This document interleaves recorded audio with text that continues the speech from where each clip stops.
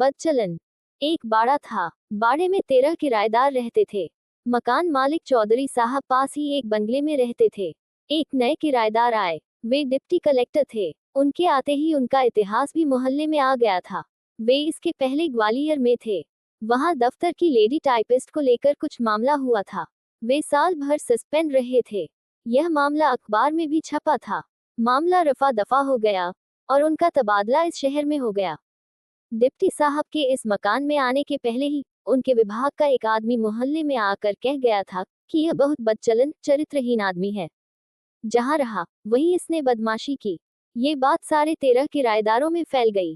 किराएदार आपस में कहते, ये शरीफ आदमियों का मोहल्ला है, यहाँ ऐसा आदमी रहने आ रहा है। चौधरी साहब ने इस आदमी को मकान देकर अच्छा नहीं किया। कोई कहते, बहू बेटियां सबके घर में हैं, यहाँ ऐसा दुराचारी आदमी रहने आ रहा है, भला शरीफ आदमी यहाँ कैसे रहेंगे। डिप्टी साहब को मालूम था कि मेरे बारे में खबर इधर पहुंच चुकी है। वे ये भी जानते थे कि यहाँ सब लोग मुझसे नफरत करते हैं, मुझे बदमाश मानते हैं। वे इस माहौल में अड़चन महसूस करते थे। वे हीनता की भावना से ग्रस्त थे। नीचा सिर किए आते जाते थे। किसी से उनकी दुआ सलाम नहीं होती थी। इधर मोहल्ले के लोग आपस में कहते थे, शरीफों के मोहल्ले में ये बदचलन आ बसा है। डिप्टी साहब का सिर्फ मुझसे बोलचाल का संबंध स्थापित हो गया था। मेरा परिवार नहीं था, मैं अकेला रहता था। डिप्टी साहब कभी कभी मेरे पास आकर बैठ जाते। वे अकेले रहते थे, परिवार नहीं लाए थे। एक दिन उन्होंने मुझसे कहा, ये जो मिस्टर दास हैं, ये रेलवे के दूसरे पुल के पास एक औरत के पास जाते हैं, बहुत बदचलन औरत है। दूसरे दिन मैंने देखा, उनकी गर्दन थोड़ी सी उठी है। मोहल्ले के लोग आपस में कहते थे, शरीफों के मोहल्ले में ये बदचलन आ गया।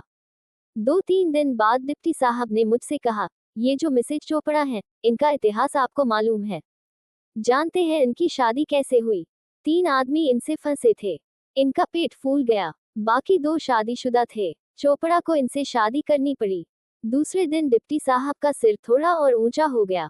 मोहल्ले वाले अभी भी कह रहे थे, शरीफों के मोहल्ले में कैसा बदचलन आदमी आ बसा।